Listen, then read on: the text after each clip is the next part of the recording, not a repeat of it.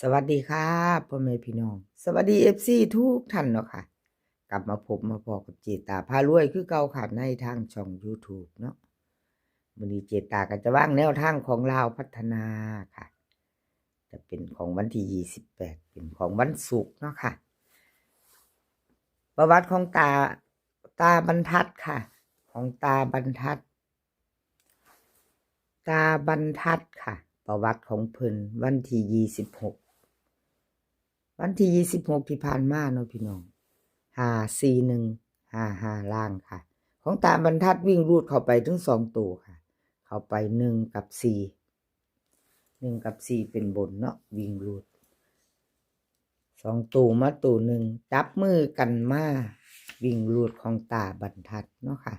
24เข้าไป33 2ตัวรุดวันที่26กราบขอโทษขออภัย FC ตาบรรทัดเนาะค่ะที่แนวทางของเพิ่นบ่เดินเนาะบ่เดินบ่เข้าขอโทษขออภัยหลายๆค่ะตาบรรทัดตัวใหม่ของเพิ่นมาแล้วค่ะพี่น้องกับขอบคุณตาบรรทัดหลายๆเด้อค่ะที่ให้แนวทางมาว่างทางช่องเนาะ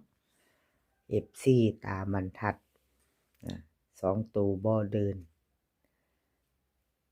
มารุ่นใหม่ค่ะมาไปต่อวันที่28เนาะค่ะเป็นวันศุกร์ที่28เนาะ20:30น.ตาบรรทัดวิ่งรูดให้มาค่ะวิ่งรูด6กับ1 2ตัว4หาง65 64 12 13ค่ะเบิ้ล66 11 3ตัว3หาง612 164 613วิ่งรูด6กับ1ค่ะ6อัน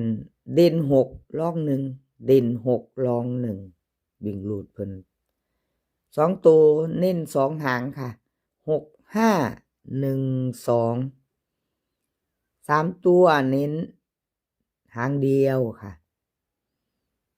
612แคปหน้าจอครับให้จะไปต่อกับตาบรรทัดเนาะเลขทุกตัวเอามาวางเพื่อเป็นแนวทางโปรดใช้วิจารณญาณในการรับชมเป็นอย่างสูงเนาะค่ะมีเขามีรุดเนาะของตาบรรทัดงวดนี้ก็มาตะวิ่งรูดเนาะค่ะ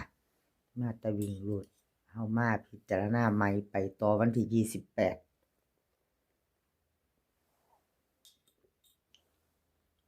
วันที่28FC ของตาบรรทัดแคปหน้าจอไว้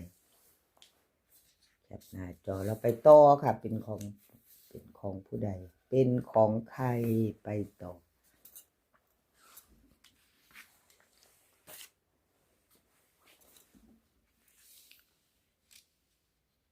คุณยายใจดีค่ะคุณยายใจดีพี่น้องเข้าไป41บนเนาะวันที่26ที่ผ่านมาวิ่งรูดเข้าตัวเดียวค่ะเข้า4บน541เลข3ตัวบน55ล่างค่ะคุณยายใจดีเข้าไป41แบบบ่ต้องได้กลับไม่ได้กลับตรงๆเต็มๆเนาะค่ะ41ของเพิ่นมาเบิ่งประวัติค่ะเบิ่งประวัติของคุณยายใจดีเข้าไป12ค่ะออก21ของคุณยายใจดี3งวดติดเด้อค่ะ FC จับตามองผู้ใดมองผ่าน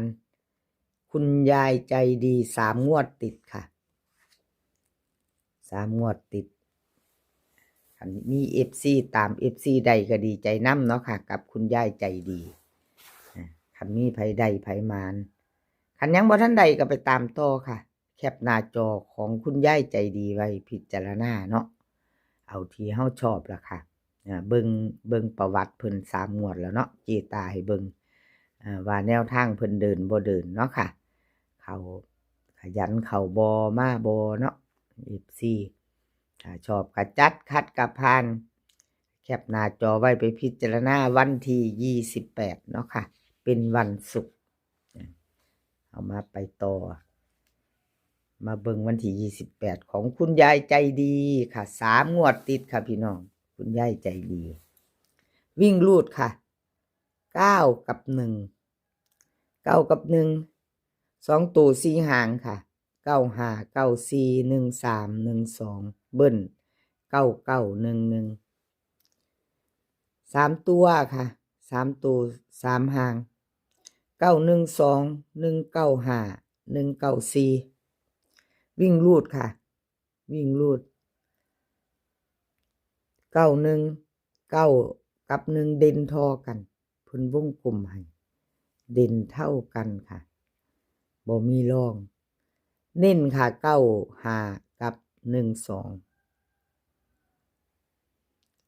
3 ตัวค่ะ3 ตัว195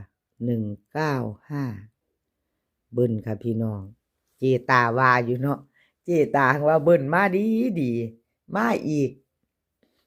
มาอีหลีเนาะมาจริงๆตัวเบิ้ลมาหาเจตาว่าช่วงนี้เขาดีพี่น้องมาเนาะเว้นอยู่กะมีเว้นแต่ขยันมากค่ะช่วงนี้อันแนวทางเลขเบิ้ลของเพิ่นลาวพัฒนามาดีคักอยู่จับตามองค่ะพี่น้องวันศุกร์นี้ค่ะว่าจังใดเนาะอะไรก็เกิดขึ้นได้ค่ะเป็นเพียงแนวทางเนาะรับชมรับฟังเป็นเพียงแนวทางอะไรก็เกิดขึ้นได้คือบานล่ะเป็นเพียงแนวทางเบิ่นมาดี FC ก็จับตามองสายวิ่งสายลูดคลิปนี้ก็จะมี3 เสี้ยนคือเก่าเด้อค่ะคลิปของตาบรรทัดเนาะค่ะมี3ท่านเนาะค่ะตาบรรทัดคุณยายใจดีแล้วก็จะมีเจอุยค่ะถ้าชอบของผู้ใดก็จัดพิจารณาเอาค่ะพี่น้องถ้าเฮาจะตามก็แคปหน้าจอพิจารณาเบิ่งเลขเข้าเลขหลุดเนาะเจตาก็ให้เบิ่ง3 งวด2 งวดนี่ล่ะค่ะเบิ่งประวัติของแนวทางเพิ่นเนาะแต่ละเซียนเจตาก็ให้เบิ่งนี่แหละ2บ่ซั่นก็3 งวดมีให้เบิ่งพิจารณาเอาได้ตัดสินใจว่าชอบของผู้ใดไปต่อค่ะเจอุยนี่หลุดไปอยู่เด้อค่ะวันที่26กราบขอโทษขออภัยเจอุยค่ะที่แนวทางของเพิ่นนั่นขอโทษขออภัย FC แทนเจอุยเนาะที่แนวทางเพิ่นบ่เดินบ่เข้าค่ะ541 3 ตัวบน55ล่างเนาะบ่เข้าหลุดไปหลุดแล้วหลุดเลยกราบขอโทษขออภัยหลายๆเป็นกำลังใจให้เจอุยค่ะ2 งวดติดเด้อค่ะเจอุยหลุดไปเด้พี่น้องเนาะเบิ่น24เข้าไป33 26มา55อีกเบิ่นพิจารณาเอาเจอุยหลุดไปกราบขอโทษขออภัยกราบขอบคุญขอบคุณเจอุยคือเก่าล่ะค่ะเจตาให้กำลังแรงใจให้กำลังใจซึ่งกันและกันเหมือนเดิมเนาะค่ะบ่ว่าแนวทางจะเข้าจะหลุดเนาะเป็นกำลังใจให้กันคือเก่าค่ะวิ่งรูดค่ะของเจอุยวันที่28ลาวพัฒนา7 กับ 1ค่ะ2 ตัว4 หาง78 79 12 13เบิ้ลค่ะ77 11 3 ตัว3 หาง712 178 113ค่ะวิ่งรูดค่ะวิ่งรูดเด่นตัวเดียวคือ7วงกลมให้ตัวเดียวเนาะของเจอุยร่อง1ค่ะ2 ตัว2 หางค่ะเพิ่นเน้น78 กับ 12 3 ตัวเน้นหางเดียวค่ะ712แคปหน้าจอค่ะใครจะไปต่อกับเจอุยวันที่28เนาะค่ะกับลาวพัฒนาเจตาลงให้ก่อนมือนึงค่ะลงให้ก่อนลาวพัฒนาเนาะค่ะครับขอบุญขอบคุณทั้ง3 เสี้ยนล่ะค่ะตาบรรทัดคุณยายใจดีเจอุยเนาะค่ะที่ให้แนวทางมาว่างทางช่องคลิปนี้ขอให้พี่น้องโชคดีค่ะให้โชคดีกับลาวพัฒนาเป็นวันศุกร์ที่28 20:30เนาะค่ะ มื้อนี้ก็ขอให้มีความสุขค่ะขอให้สุขภาพร่างกายแข็งแรงกันทุกคนเดินทางไปไสก็ขอให้ปลอดภัยค่ะเดินทางไปขอให้มีโชคกลับมาขอให้มีชัยคลิปหน้าพ้อกันใหม่ค่ะคลิปนี้ก็สวัสดีค่ะ